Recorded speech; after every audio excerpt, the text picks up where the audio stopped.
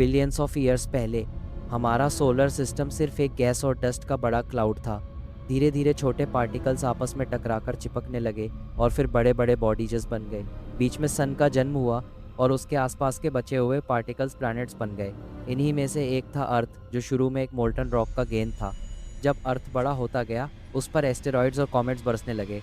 इससे इतनी heat release हुई कि पूरा सरफेस मेल्ट हो गया। हैवी मेटल्स जैसे आयरन अंदर कोर तक डूब गए और लाइट एलिमेंट्स ऊपर आ गए। इसी प्रोसेस ने अर्थ को लेयर्स दी, कोर, मेंटल और क्रस्ट। लेकिन तब तक अर्थ बिल्कुल लाइफलेस था। ना ओशंस थे, ना हवा में ऑक्सीजन। वोल्केनोज लगातार फट रहे थे और गैसेज निकाल रहे थे, जैसे कार्बन डाइऑक्साइड, वाटर वेपर और नाइट्रोजन। यही गैसेज मिलकर अर्थ का पहला एटमॉस्फेयर बनाई। साथ ही कॉमेट्स और आइसी एस्टेरॉइड्स ने पानी लाकर सरफेस को कूल किया और ओशंस बनाए। अब केमिस्ट्री के खेल की शुरुआत हुई। समुंदर के अंदर छोटी छोटी मॉलिक्यूल्स आपस में कॉम्बाइन होने लगी। कभी लाइटनिंग से एनर्जी मिलती, कभी वोल्केनो की हीट से। करोड़ों सालों में यही मॉलिक्यूल्स अमीनो एसिड्स और प्रोटीन बन गए। यहीं से लाइफ के बिल्डिंग ब्लॉक्स रेडी हुए, बिल्कुल हवा और पानी से ही। सूरज की रेडिएशन भी बहुत इंपॉर्टेंट थी। तब ओजोन लेयर नहीं थी, तो यूवी रेज सीधे सरफेस तक आती थी। ये रेज डेंजरस भी थी और केमिकल रिएक्शंस को बूस्ट भी करती थी। ऐसे ही कुछ रिएक्शंस ने ऑक्सीजन प्रोड्यूस करना शुरू किया।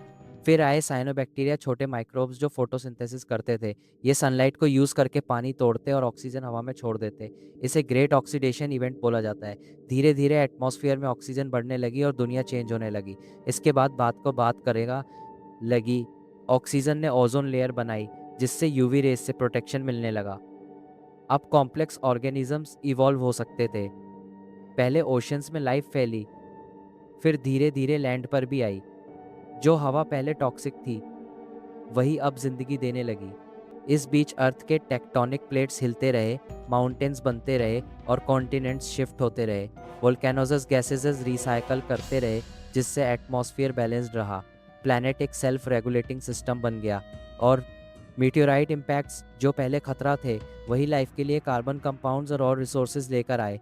हर डिजास्टर ने अर्थ को और ज़्यादा तैयार किया लाइफ के लिए। जब प्लांट ज़मीन पर फैलने लगे, उन्होंने और ज़्यादा ऑक्सीजन बनाया।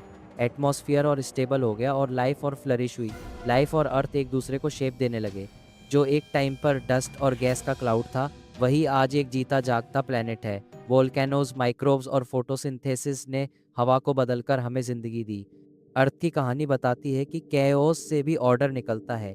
हवा, आग और पत्थर से आज की दुनिया बनी है। एक ऐसी दुनिया जो हर सांस के साथ हमें याद दिलाती है कि हम उसी हवा के बच्चे हैं।